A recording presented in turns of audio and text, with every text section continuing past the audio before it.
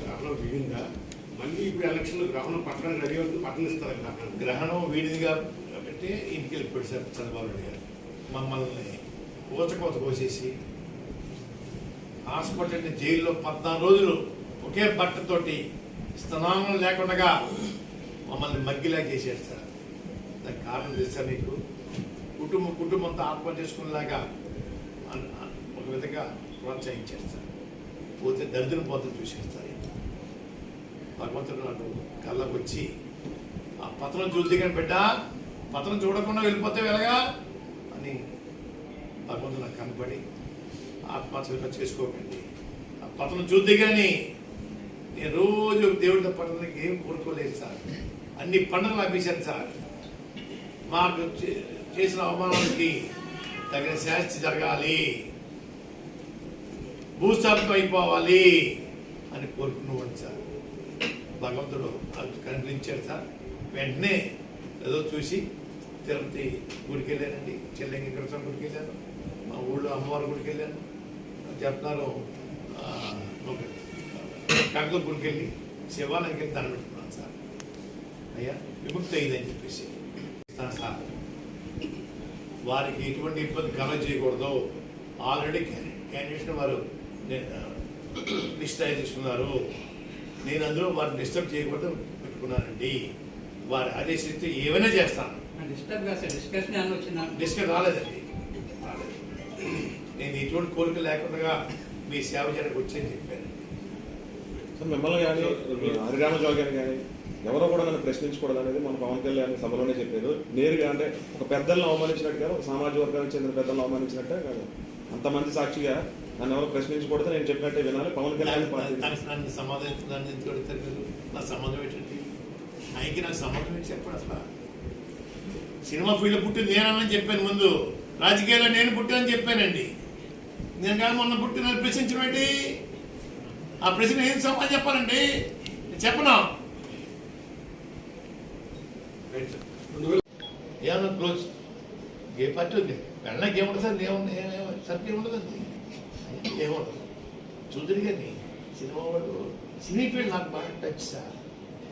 మీ ఇంటికి వస్తే ఏం పెడతారు, మా ఇంటికి వస్తే తెస్తారు. రామాభిమానం సార్. రాజకీయ నాయకుడు రాజకీయ గౌరవిస్తాడు సార్. సినిమా హీరోలు రాజకీయ నాయకులు గౌరవించారు సార్. వాళ్ళు ఏదో అతిథులు అనుకుంటారు సార్. ఏంటి ఎవరికి అతిథులు? ఎవరికి సార్ అతిథులు? ఫ్యాన్స్కి అతిథులు.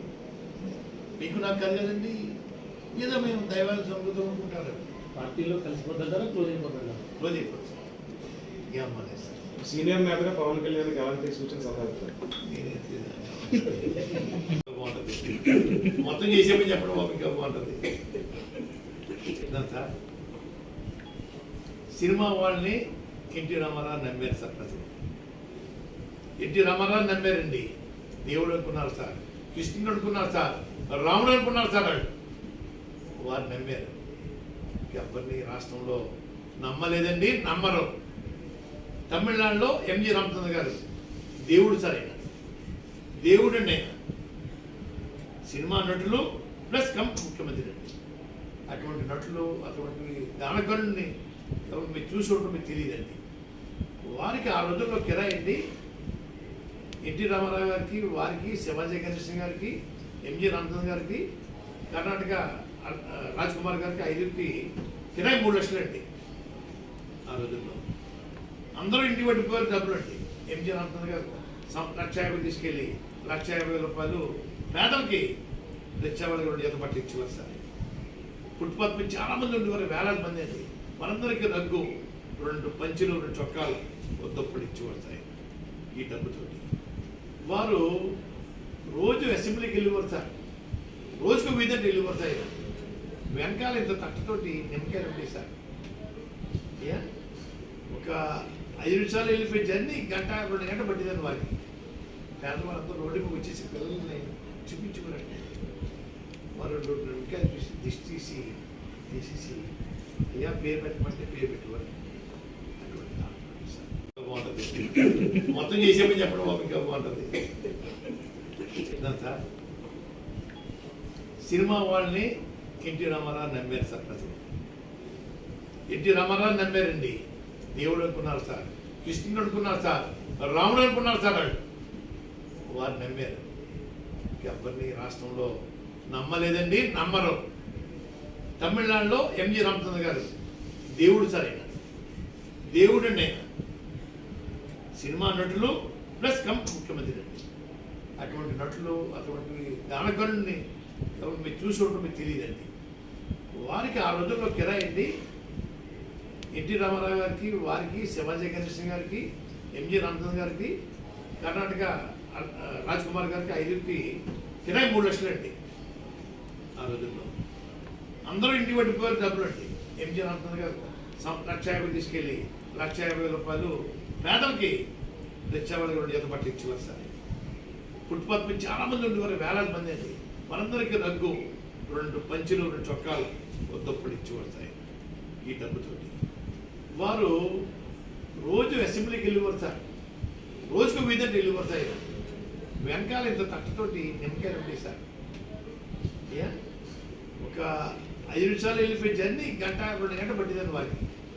పేదవాళ్ళంతా రోడ్డు మీద వచ్చేసి పిల్లల్ని చూపించుకున్నట్టు వారు 2 నిమ్మకాయలు చూసి దిష్టి తీసేసి అయ్యా పేరు పెట్టమంటే పేరు పెట్టేవారు. అటువంటి సార్ వారు 5 సంవత్సరాలు ఎక్కడ ఉన్నారో మీరు చెప్పమని చెప్పండి సార్. నన్ను ప్రశ్నించే ముందు చంద్రబాబు నాయుడు గారి పాలనలో 5 ఇయర్స్ ఎక్కడున్నారు, ఏ మడుగులో దాక్కున్నారు? ఓకే. 2, నేను చేత కాదు, నేను ముసలోడు అయిపోయాను, అది కూడా అయిపోయాను. వారెందుకు చేయకూడదండి? చేసే హక్కు లేదా? ఎవరు వద్దనలేదే. వారు రోడ్డు మీద రావచ్చే. వారు రాకుండా నన్ను ఎందుకు చేయలేదు ఆయన చెప్పడానికి ఆయన ఎవరు? ఆయన సంబంధం ఏంటి? ఎప్పుడన్నా ఈ ఉద్యమం గురించి అయినా ఎప్పుడన్నా ఒక సానుభూతి ఉత్తమం రాశాడా? సానుభూతిగా ఎప్పుడన్నా వచ్చారా? కుటుంబాన్ని, మా కార్యకర్తల్ని, జాతినంతా అవమానించినప్పుడు, లాఠీలతో కొట్టినప్పుడు, బూటకాలతో అణిచేసినప్పుడు ఎప్పుడైనా మీరు బయటకు వచ్చారా? ఆ మడుగులో దాక్కుని వేళ మాట్లాడటం బాగలేదండి. 5 సంవత్సరాలు ఎక్కడున్నారో చెప్పండి. అప్పుడు చెప్తాను నేను. 5 సంవత్సరాలు ఎక్కడ ఉన్నాయండి? నేను చెప్పాలా?